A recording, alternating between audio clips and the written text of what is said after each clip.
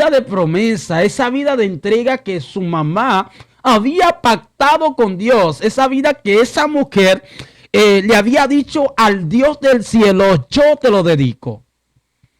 Mis hermanos, y usted no que era un niño de tan solo 3 a 4 años, mi vida comenzó a ser visitadas por seres espirituales que yo desconocía, y yo podía estar ahí con esos seres, hablar con esos seres, compartir con esos seres, deidades espirituales. No estoy hablando de demonios, no estoy hablando de principados ni de potestades, estoy hablando de ángeles. Y no sé si esos ángeles, porque como mi edad de 4 años y puedo recordar algunos fragmentos de esos tiempos, no sabía realmente si eran reales o si era una imaginación. Pero me acuerdo que podía hablar y podía percibir a esos hombres vestidos de blanco. Tenían apariencias de hombre. No era que era realmente hombre, pero su apariencia en ese entonces era de hombre.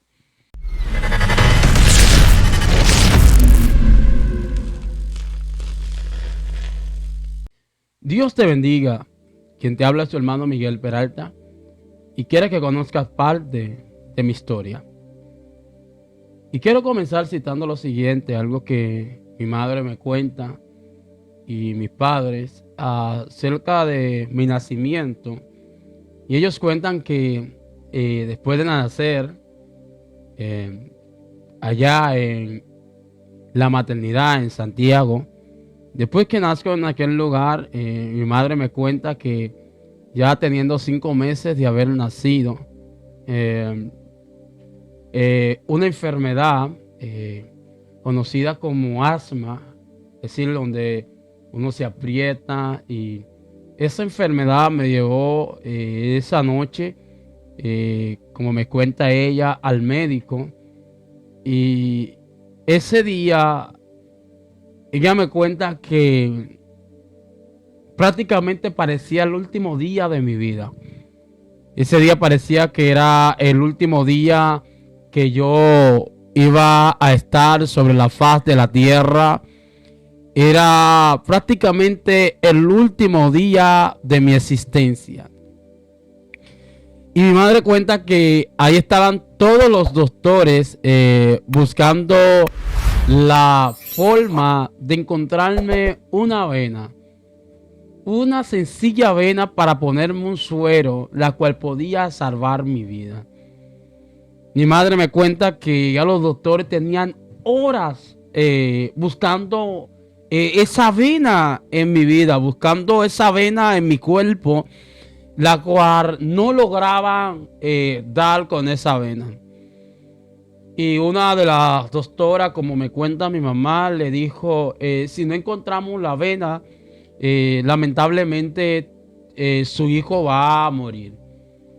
No podemos hacer nada, ya la condición de respiración, ya sus venas están totalmente tapadas y sus pulmones están llenos de aire.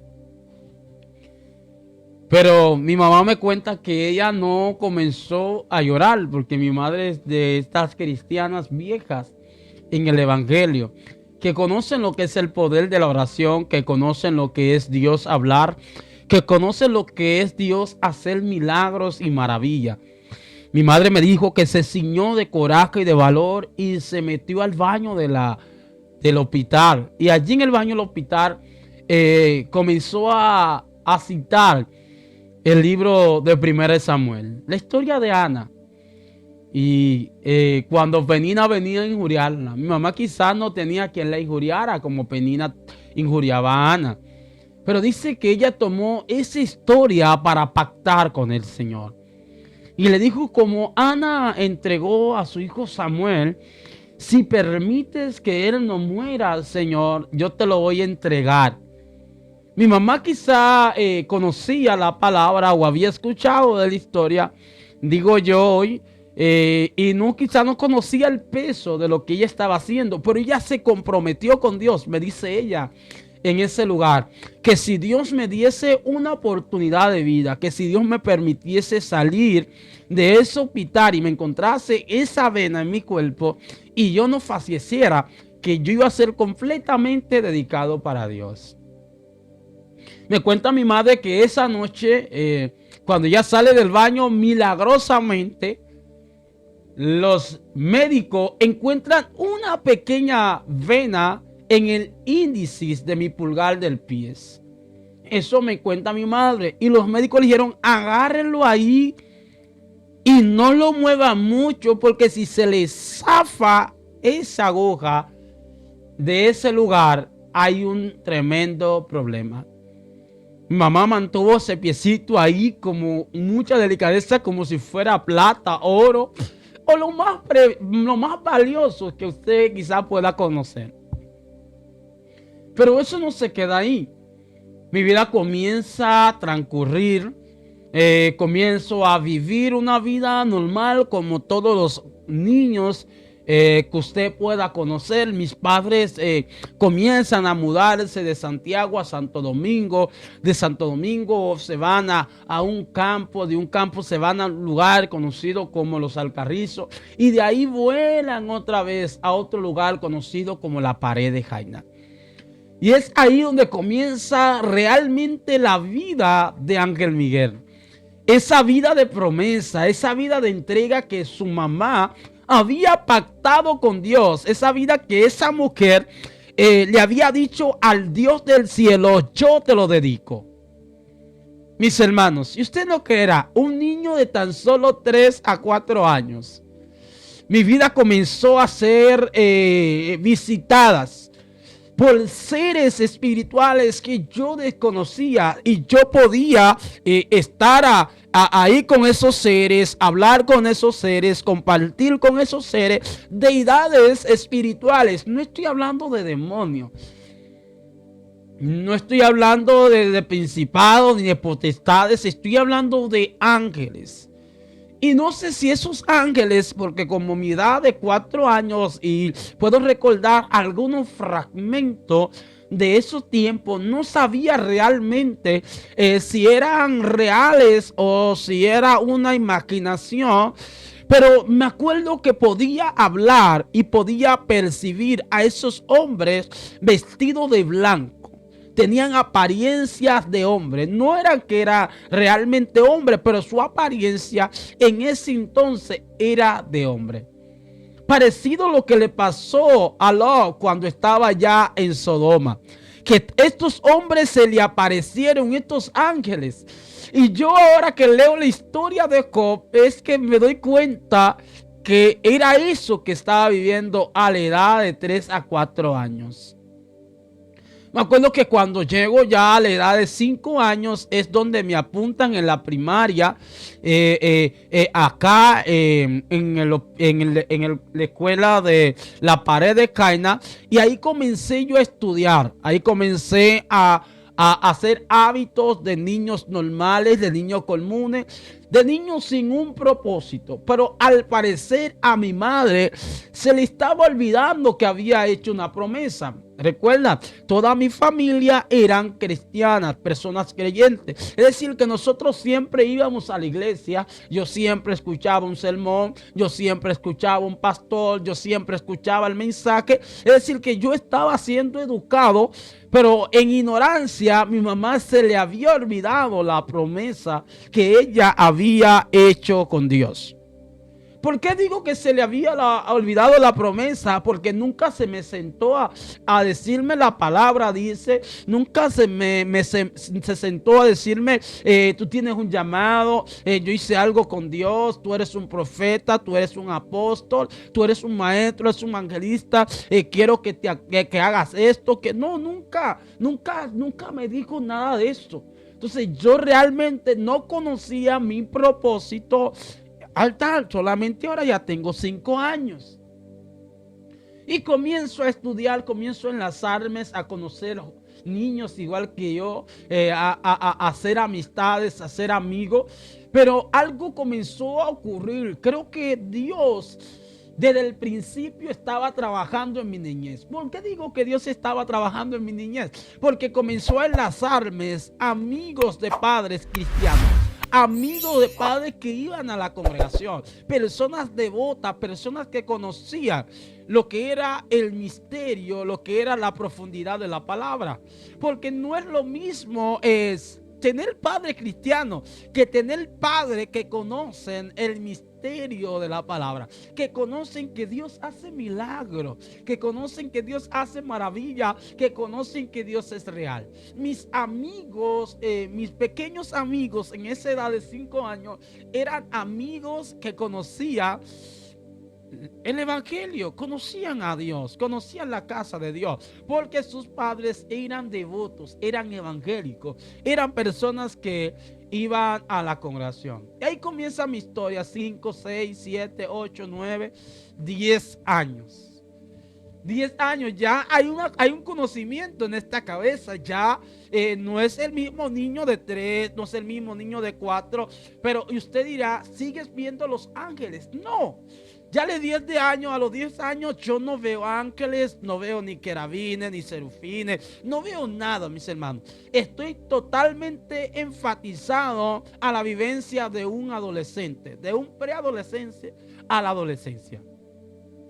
Y como preadolescente comencé a manifestar ciertos hábitos que no tenían que ver con Dios.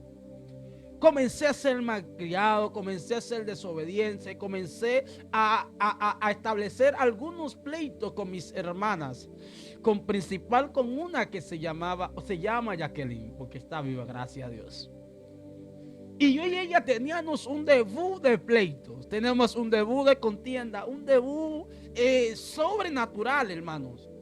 Y usted no se imagina el pleito que Satán había inculcado en mi vida con mi hermana. Era un odio infernal, era un odio inmerecido, que no tenía raíz ni profundidad porque se procreaba.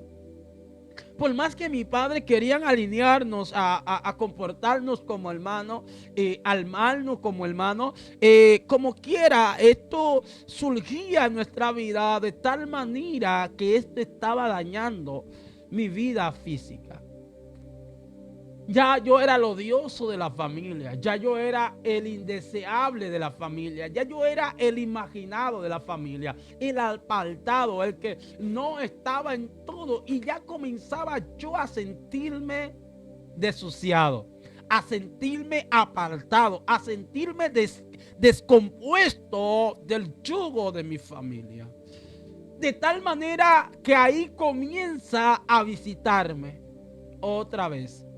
Pero en esta vez no me están visitando ángeles.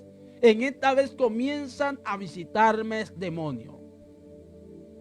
Y estos seres comenzaban a hablar conmigo y a decirme cosas de que yo realmente no era útil, era inservible, que yo realmente era un adoptado, y mi familia no me querían dotar.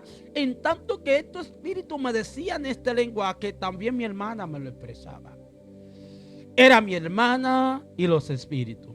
Era mi hermana y los demonios.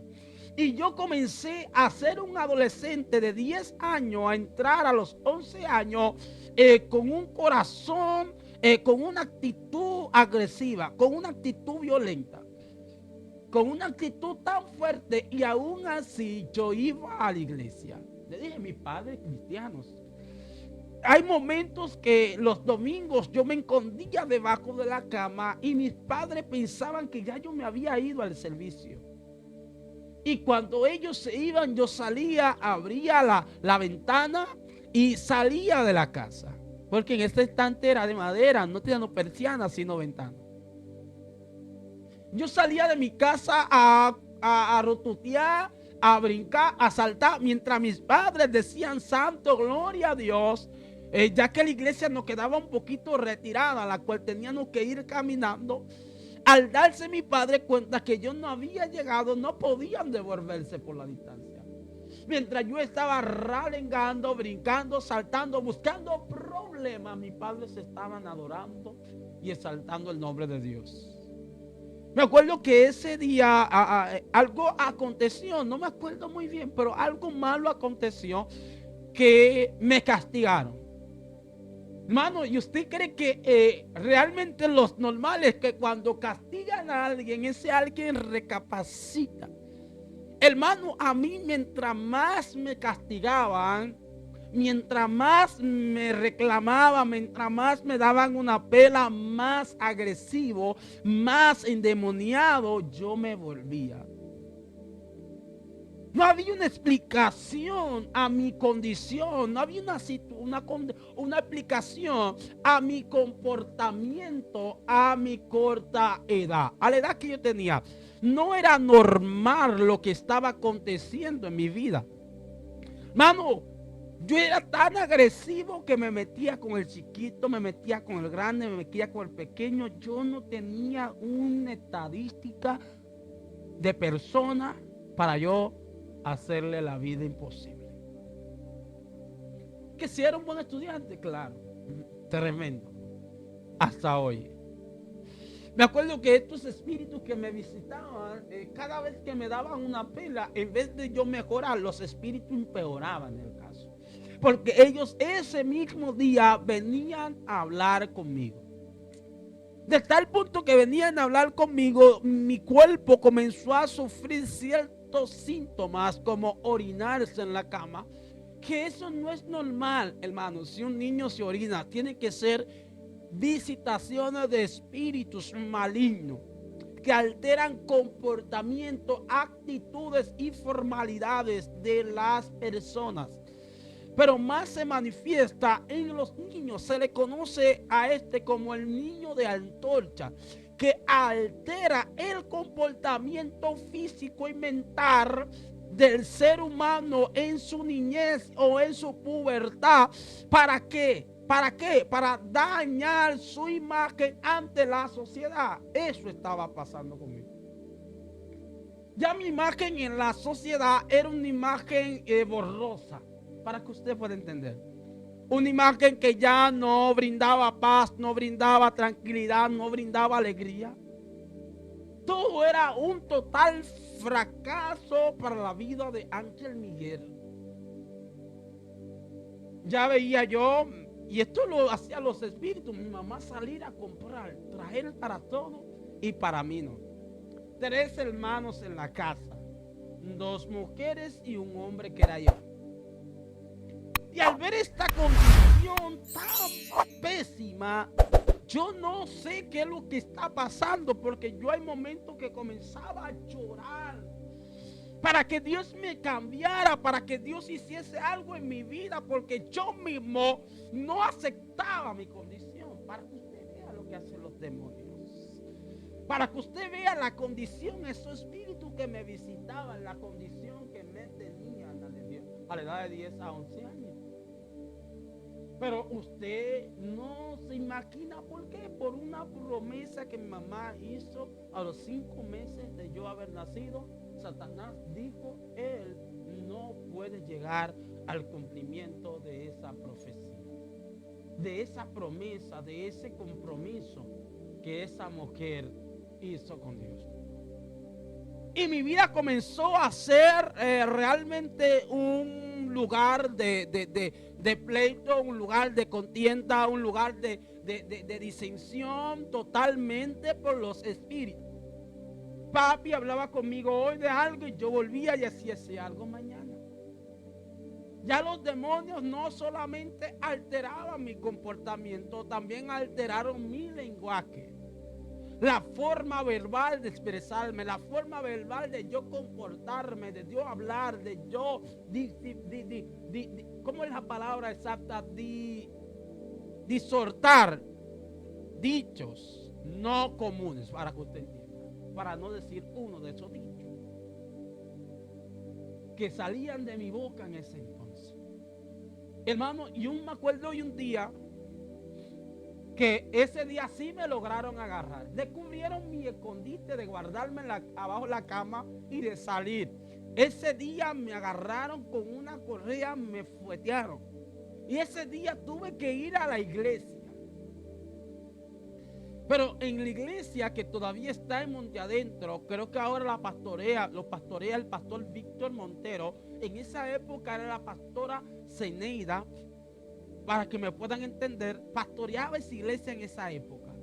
Me acuerdo que arriba estaba la iglesia y abajo estaba el Beima. En el Beima, que es el sótano donde primeramente estaba la iglesia, y luego construyeron ellos arriba. Oye, construyeron ellos arriba, y arriba estaba el servicio de las personas mayores, pero abajo estaba el servicio de los niños. Ahí estaba yo, niño, preadolescente y adolescente.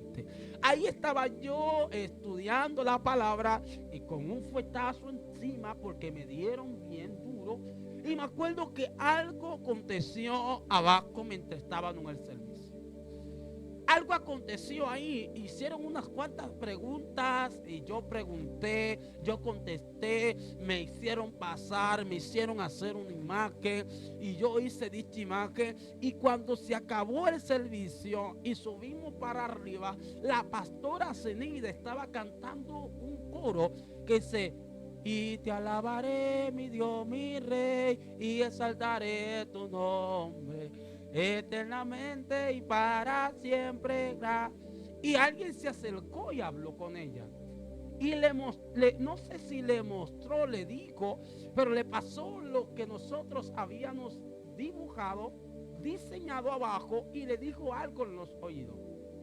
Y ella se levantó y dijo: el hijo de María, Ángel Miguel, póngase de pie.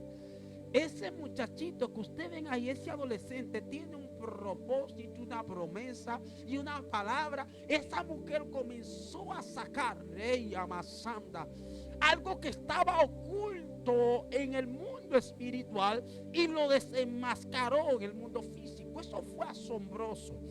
Ese día me acuerdo que de repente se nubló, como que iba a llover, pero no llovió. Me acuerdo que no llovió, pero un nublado entró.